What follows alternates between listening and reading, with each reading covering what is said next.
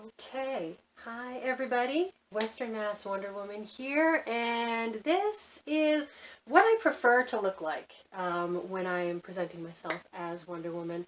Um, it's not my usual every day, but I actually had something going on with filming something for a friend who's doing a little online thing. So I figured that since I was putting on the costume anyway, that I would do a video, so this is video 3 of my cancer journey, and only have a little bit of updates. I had an IUD removed on Friday, and for those who aren't women, IUD is an inserted birth control, and the particular one that I had has a little bit of hormone that's released in it. And because I have hormone receptor positive breast cancer, that had to be removed so that there's no extra hormones floating around in the system to feed cancer cells, because of course we want to starve those to death. So that happened on Friday, and pretty uneventful. So tomorrow is my MRI, which is when they're going to look and see if there is anything else in the area, which may or may not be conclusive, because TMI, I have dense breasts. It's a thing, and it's actually hard to see if you have that physiology. Even with an MRI, even with the contrast, it's hard to find those little pockets. I think that they can still check in if it's in the lymph nodes, which is great, because we definitely want to see if it's hopefully not in the lymph nodes. But that's the plan for tomorrow, and they won't have the results for a couple of days, so I probably won't be doing a post tomorrow, but it would be a couple of days after that with the most recent update. But there is something I did want to talk about, just to kind of give a summary. A lot of people have expressed shock at the fact that I have breast cancer, because I am a generally very healthy and holistic person. But the reality is that that's only been for the last few years. And I just wanted to talk a little bit about that, so that people have some understanding about lifestyle, and how lifestyle and chronic disease can lead to problems down the road. And I am hoping that this, I cleared some stuff from my phone, which is why I am now filming this from my phone. So hopefully I cleared enough, and this video will carry through. So I am going to try to make it a little bit quick, though, just in case. But it basically starts in my childhood. And when I was a very little kid, I remember getting hypoglycemic. And I used to call it my Sunday feeling, because it always seemed to happen on Sundays. And I grew up in a Catholic family, so we would get up on Sunday mornings, have a little bit of breakfast, and then go to church, and then not have food again until like way later in the day, when we would have our big family dinner. And in that in-between period, I would always get shaky. And I didn't know any better, so I called it my Sunday feeling, because it was like a pattern. Every Sunday I knew I was going to have this feeling. I remember this as early as maybe 7 years old. So I had always had some sort of hormonal adrenal issues. And as I got older, I always had really bad periods, which are common. I started to develop cystic acne. But then I was always tired.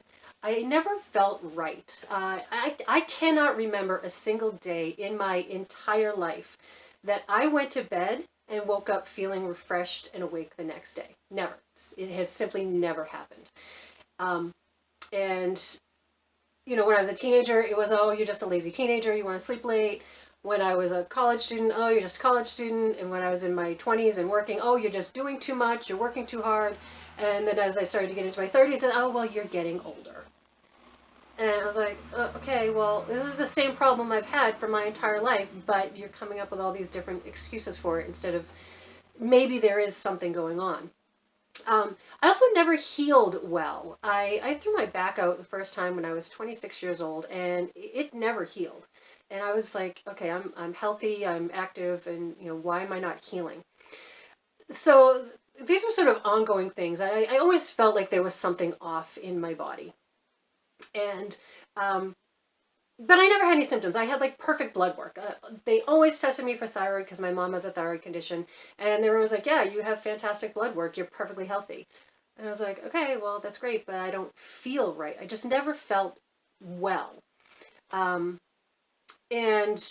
so then, of course, as I started to get older and started to, develop more aches and pains and more things, again, my concerns were all blown off. I would go to the doctor and say, well, I have, my back is still hurting me. And they're like, oh, well, you're just getting older. I'm like, my back's been hurting me for like 15 years. Come on. So it was, yeah, so I had chronic things going on. And then I entered into a phase where I started working 7 days a week. And things just sort of spiraled. They just sort of went really, really downhill. I was working 7 days a week and had a lot of stuff going on at home. My husband was sick. So I was doing a lot of just household stuff by myself for many years, sort of holding down the fort and working constantly. And I basically entered into what we now know as adrenal fatigue. And my body was just in constant cortisol, just screaming all the time. I was in the constant, fight or flight mode, never in the parasympathetic, rest and digest. That was not an option for me. Just about every meal I ate was in the car. And I never took time for myself. I thought I was taking time for myself because I would do things like hang out with friends or go and just do things that I was like, oh, I'm gonna I'm gonna take control of my life and I'm gonna make sure that I do these things that make me happy and that I enjoy, which was great, but it was just still adding to the stress. The time that I took for myself was never taking like a weekend and going away and just sleeping or trying to sleep. Um, and so things continued to get worse, and I just started feeling like I was a completely different person. Um, and it got to the point where I was in so much pain in my body, inconclusive pain, not anything specific that I could say, just my body just felt like everything was wrong, everything was off. I started to develop severe brain fog. The exhaustion was just off the charts. It was just sleeping was, I mean, I was in bed, but that was it. It just got so bad that eventually I got to the point where, and I know this, I know how this sounds, and I don't want people to take this the wrong way.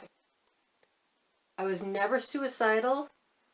I would absolutely never compare my situation to someone who has mental health issues or who is struggling with that, because it was not the same thing. But the only way I could describe how I felt was that every day I woke up in my body and I wanted to die. I could not bear the thought of getting out of bed and functioning. I was at the point where I was going hour by hour. I was literally living hour to hour. And the only thing that kept me going was thinking I have to go to work because I have to feed my animals. I have to take care of my animals. Someone has to do that. My husband, his income is not enough. We need both jobs, and I have to do this. So yeah, so it got really, really bad. Eventually, just as a coincidence, I happened to see a doctor.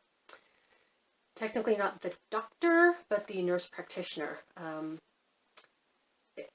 So when I first went in there, she was new. I was like, oh, I'm just going to tell her my story, and she's probably going to blow me off. So I was saying things like, yeah, well, I've had this problem, I've had that problem, and really fully expecting her to tell me that it's just because I'm getting older and that, that's what happens when you get older. You get tired and you get sore and things. But shockingly, she actually listened to me. And she actually said, yeah, it actually sounds like you are having some issues and we need to look at that. And I was like, I'm sorry, what? Did you actually just hear what I said and consider it? Like, really? I was just blown away. So we talked and she listened and it was amazing. And she first suggested that I go on a gluten-free diet, which I was like, I've never had digestive problems. Like, why would I need to go on a gluten-free diet? She said, well, just try it. Okay. So I half tried it, as I'm sure most people who start on a gluten-free diet do. And I didn't really notice a difference. So then I, sort of like kind of undid it and really wasn't changing my lifestyle. I had quit the second job, so I was down to working only 5 days a week. But my lifestyle still hadn't changed to the point where I was actually, taking care of myself in any way. So the gluten-free, I kind of went back on gluten and just sort of wasn't carrying it. And then, like, my body just revolted. My body just was like, whoa, you kind of, like, stopped this for a little while, and now you're starting it back up again, and now we're just going to rage. And my face just exploded into this horrific rash that I could not comprehend. My body felt like I was 90 years old. It was horrible, and I was just like, oh my God. And so things just kept getting worse. And then I saw her again a few months later, and we talked again. And at this time I was going to the doctor. I'm like, okay, she's going to ask me if I did the gluten-free thing, so I'm really going to have to do it this time. So I had started on actual real gluten-free at that point. So this was in December of 2018. And I saw her, and she said that, the main concern that she had for me was getting me to sleep. Because sleep is critical for your life, and I think we all know that. So she had prescribed me gabapentin, and then told me to start taking that. And she said, I want to see you again in 6 weeks. We're going to do a whole bunch of blood work, and I want to see you again in 6 weeks. I was like, okay, fine. So we did the blood work. We even did a C-reactive protein, which is a test for inflammation, which came back fine. Like, again, I have like the supermodel of blood work. I have always had perfect blood work, but I have never felt good. So 6 weeks come to pass, and then my dad gets sick. And my dad, I'm in Western Mass. My dad was still living in the Boston area. And so now we're in, January, February of 2019. And right when I need to start going back to the doctors to start taking care of myself, I need to start traveling out to Boston on a regular basis to take care of my dad. Long story short, 2019 is now gone. I never went back to the doctor, but what I did do was I realized I had started really looking into the diet stuff. And since I knew when my dad got sick that I was not going to be able to go to the doctor, I was like, well, what else can I do? And I started looking into elimination diets. And just went, crazy online with looking things up as far as diets and health and nutrition. And so I did a really, really intense elimination diet where I think I was eating 13 things for an entire month. And come to find out that I can't do any meat products. Meat had big reactions to, especially beef. And basically that I needed to be vegetarian and gluten-free, and that was what was going to be working for me. So I had started to stick with that. I figured that out, and so then we get through 2019, and so then 2019 is going on, and even though I'm not really taking care of myself in terms of changing my lifestyle, I was changing my eating habits, and that was making a huge difference. And I started learning more, and I started really going full on with with webinars and master classes on nutrition and health and adrenal fatigue and autoimmune issues. And holy crap, come to find out, I'm not the only one in the world who this has been happening to. This is a very common problem that many people have, particularly women, and that is blown off for all of our lives. But it's real. There are real underlying low-grade autoimmune conditions that anyone who is suffering bizarre, inexplicable symptoms can have, even if they don't have a formal diagnosis. The doctor told me there were at least 80 named autoimmune diseases, and most of them were hard to diagnose because the symptoms are just all over the place. So I came to the realization after much learning and studying and research that my whole life I had been in inflammation. I had lived in inflammation from the time I was 7 years old, having that Sunday feeling. My body was never right with the foods that I was eating. And I have since learned even so much more about the foods, that's a whole other thing. But for me, yeah, everything came down to my diet and my nutrition. And all of the problems that I've been having and all the inflammation. So now we're coming into 2020, and I'd done nothing but change my diet, and I felt like a whole new person. Literally felt like an entirely new person. I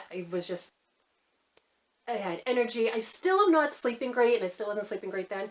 But everything else was like, it was day and night. I cannot even express enough how amazing I finally felt. I felt better than I had felt in my entire life.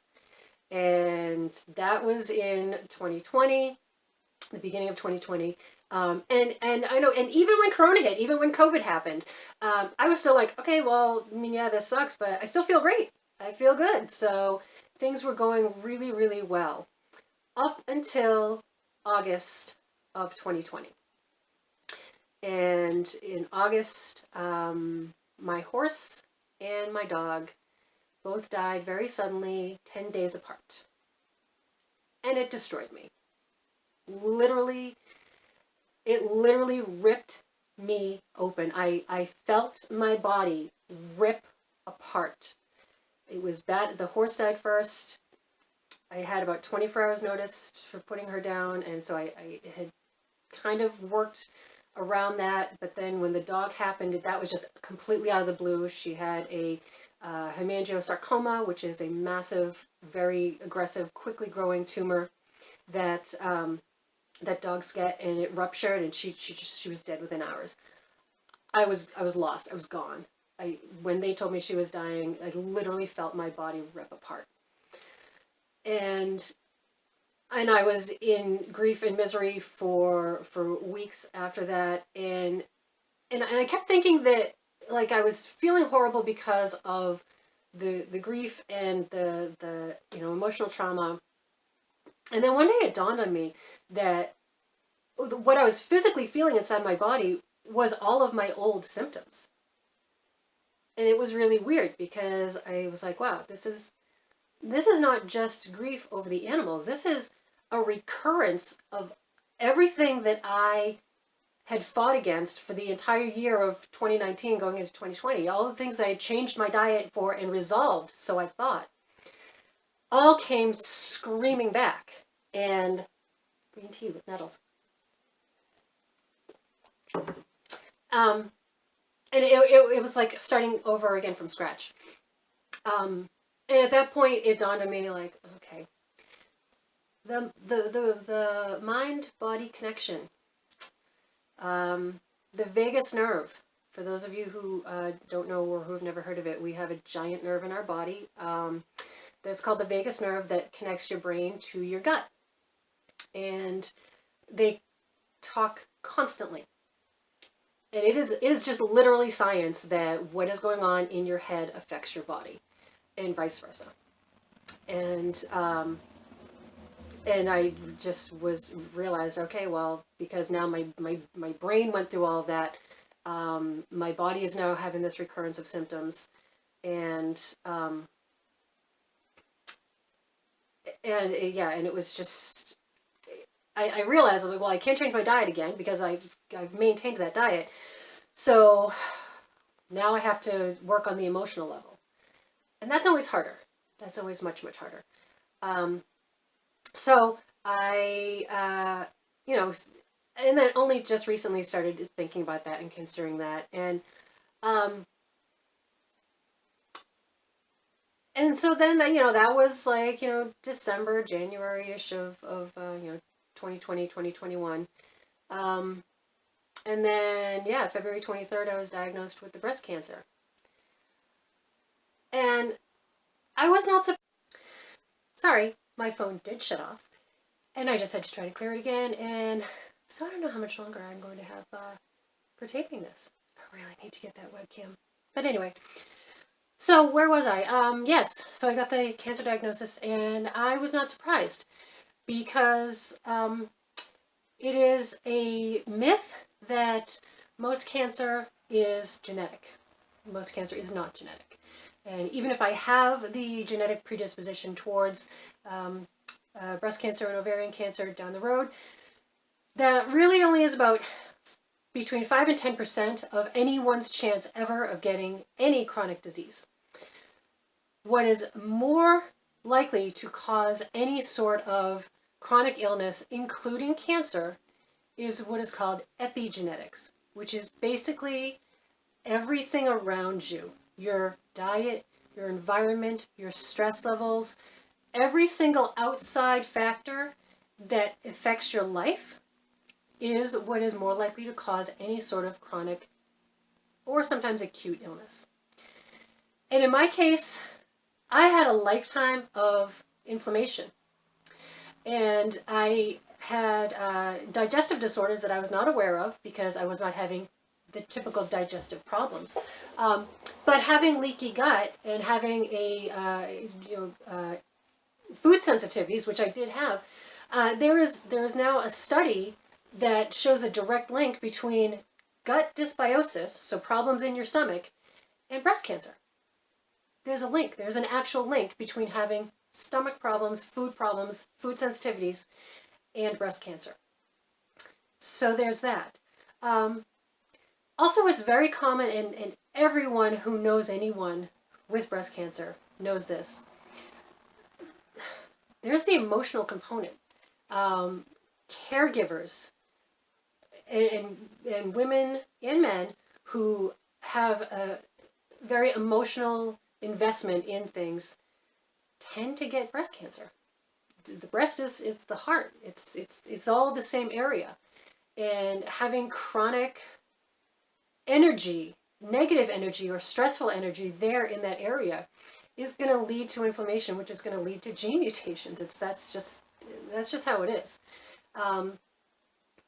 And I've just been living in a source of stress, both emotionally and physically, for way too long. I covered it well. I covered it great because I didn't want to be that person. I didn't want to, be sick and weak. And I was like, no, I'm fine. I'm fine. I'm fine.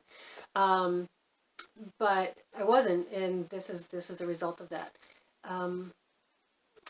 Yeah, and so I could go on a little bit more, but I don't know if my camera will let me. But yeah, so I'm not at all surprised that I ended up with this.